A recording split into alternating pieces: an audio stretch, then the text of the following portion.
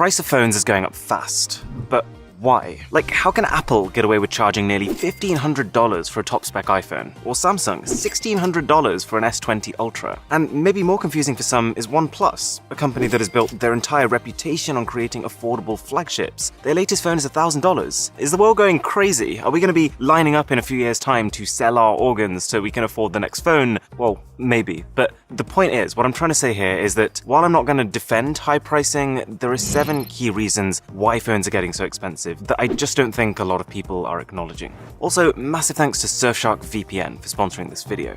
The first thing is Qualcomm.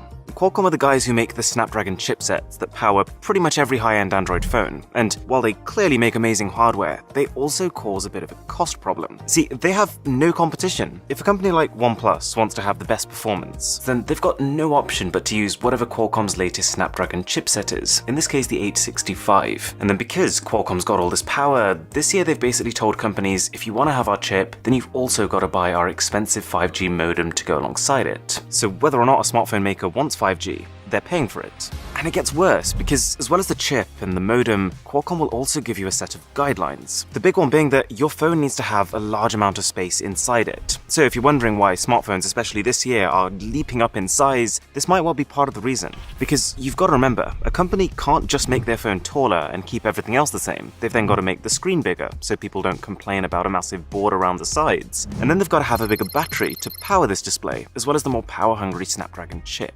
And then add to all of that, if the company actually wants to take advantage of that 5G modem they've paid for, then they've got to buy additional radio frequency modules and put them all around the phone. This costs money. So if you're wondering why OnePlus has suddenly hiked up the prices for their latest phones, I would guess that at least a part of that is Qualcomm steering them in that direction. Also, if you're enjoying the video, by the way, a sub to the channel would be amazing. Number 2, the second thing, is that smartphones are getting better. And that sounds like common sense, obviously, they're not getting worse, but I feel like when a lot of people complain about the prices of these phones, they're actually missing this point. See, technology is going to improve each year. So it's true, if every year Samsung just released the exact same phone but with slightly more up-to-date technologies each time, we probably should expect prices to stay fairly constant. But that's not what's happening. It's not just a case that each year we see a slight internal spec bump to keep up with the times. If it was, our smartphones would still look like this. Every year we get designs that push boundaries further, more intelligent cameras, more advanced materials, and naturally that's got to cost more. Not to mention that phones now have like 3 times the screen area of when they started, so as well as all that new tech, everything else has to be scaled up accordingly. And remember, whilst it is getting more expensive to buy the highest end phone each year, it's getting cheaper to buy a good smartphone each year. There's probably no better example of my point than this. In the US, the average price of a smartphone has fallen every year continuously since 2011. Because phones are getting so much better, people no longer need to buy the highest end, so every year they can get away with spending less and less. Because the highest end phones are the ones people talk about and the ones that grab the headlines, it creates this kind of distorted view that all phones are more expensive, when all that's really happening is the high end is becoming higher. But now that's out of the way, why are these top-end phones just so expensive? Well, one important thing is selling costs. The actual process of selling a phone can cost companies a ton of money, which also has to get added to the price. Let's take the absolute top-end iPhone 11 Pro Max. You can get this for around $1,380 in Mexico. But here in the UK, you'll pay the equivalent of $1,880. There's an element of currency conversions in those differences, but it's mostly 2 things. Sales taxes. In most countries, whenever a product is sold, the government takes a cut. In the US, it's pretty low. Most states sit at around 7%, but in the UK, it's 20%. And then there's operational costs, the costs of running a store, the costs of hiring employees. This varies massively based on the country. These selling costs are a big part of why here in the UK, we get a terrible deal compared to, for example, people in India. Like, for example, this top-end OnePlus 8 Pro is the equivalent of $1,120 here in the UK. In India, $785. It also helps in this case that India is where a lot of OnePlus phones are actually put together, but hopefully you're starting to see just how much of a difference these selling costs alone can make to a phone's price. But there's more, because every aspect of the chain of production of a smartphone is expensive, and it's getting more expensive.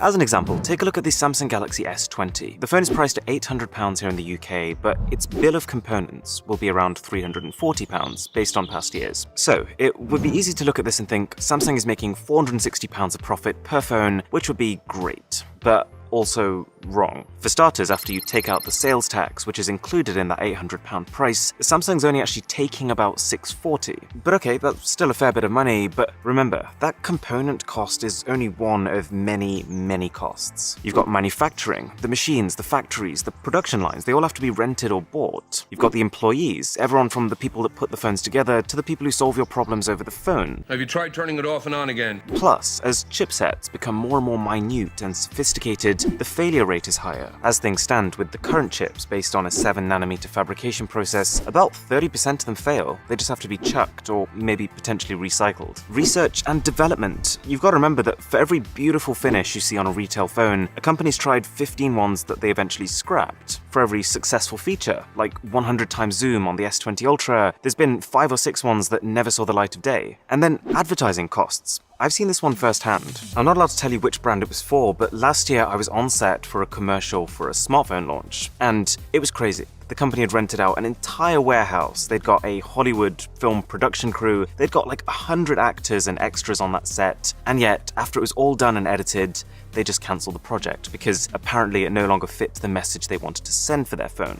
Plus, the retailers who then end up selling you the Samsung phones, like Amazon, like T-Mobile, they're going to want to take their own 5 to 10% cut on top of that. So, after all these costs, Samsung doesn't make 150% profit like it initially seems. Not even 50. If I had to guess, I would say 10% per phone on average. They'll make more money on their top-end phones, like the higher storage options and their S20 Ultra, but this figure gives you an idea. Apart from Apple, who benefits from having full control over every part of what goes into their phones, most smartphone makers have seen profits falling, not rising. But there is still profit, and when you take a step back, considering the volumes of phones these companies sell, it's a lot of money. And while so far I've told you some legitimate reasons why prices should be rising, there is also an element of craftiness from the end of the companies. Something that I'm going to call the luxury effect. And it started with the iPhone X. Up until the iPhone X, Apple's phone pricing followed a fairly uninteresting trend. The first iPhone started at $500, and this price slowly trickled upwards, but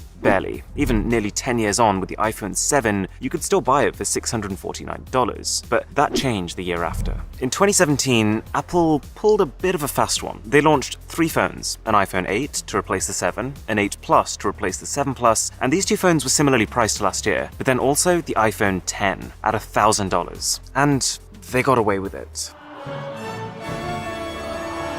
The way they pitched their phones was the iPhone 8 and the iPhone 8 Plus, there are flagships. There are replacements if you wanted to upgrade from the 7 and the 7 Plus. But the iPhone X, well, that's a luxury item. Even though Apple knew full well the iPhone X would sell by the bucket load. By pitching this as the luxury phone, the optional extra, they avoided people comparing its price to their past phones. They made it seem incomparable. And then following this move, the entire market reacted. Samsung, for example, saw the opportunity to hike up the price of their phones. And more recently, their S20 Ultra uses this exact same luxury effect to get away with its price tag of up to $1,600. Because Samsung also released a Galaxy S20 and an S20 Plus, which sit as the technical replacements for last year's S10 and S10 Plus, they can dodge the price comparisons by saying that the Ultra is just unlike anything else out there.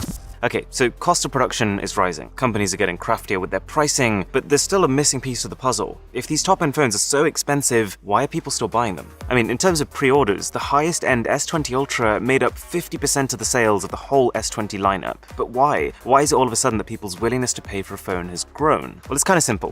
Phones are becoming, every year, more and more beneficial to us. And this price hike is just a case of companies like Samsung and Apple seeing that and taking advantage of it. Think about this. When the first iPhone was introduced, you could take it or leave it. It was a cool way of doing stuff that similar devices could already do. But now, for a lot of people, living without a smartphone would be like living without a limb. I'd go as far as to say that there's a lot of people out there who gain more value from their smartphone than they do their car. The smartphone has already replaced a lot of people's need for a camera, for a speaker, for a tablet, for an MP3 player, and I just think as the smartphone becomes more and more intelligent, it'll start to swallow up more and more product categories, becoming ever more useful to the end user. Bit of an extreme example, but Warren Buffett, famous American businessman, he's gone on record to say that he'd rather keep his iPhone over his airplane, that his $1,000 phone gives him more value than his multi-million-dollar aircraft. And finally, just inflation. The price of almost every type of product rises over time naturally. That applies to gold, that applies to chocolate, that applies to smartphones. And while the rising price of phones has exceeded inflation, inflation is a part of it. Okay, so about a year ago, Surfshark VPN contacted me and asked me if I wanted to partner with them. And I distinctly remember thinking, I've not heard of Surfshark VPN, but I'll give it a go, see if I like it. And I did. It does everything you need a VPN to do, like give you that peace of mind that your browsing is secure and anonymous. Also, I'd be traveling around the world for launch events, and I'd be using this to access UK Netflix while I'm sitting in China, for example. So that's fine, but now that I've been using it for about a year, it's becoming pretty clear that some, not all, but some VPNs are just daylight robbery. They'll charge you like $20 to $30 per person per month for VPN access. Surfshark costs $1.99 a month for an unlimited amount of simultaneous connections. And there are some unique features too. You've got HackLock, which is a feature designed to give you alerts should your password or email be compromised, ensuring that the first person to take action is you. And I like that using the Surfshark app on my MacBook, I can tap once in the bar at the top and quick connect to the last server I was connected to. So, check the link in the description and use the code BOSS because there's now an even bigger discount than ever. It's 85% off and an extra 3 months for free. Thanks a lot for watching, guys. My name is Aaron, this is Mr. Who's the Boss, and I'll catch you in the next one.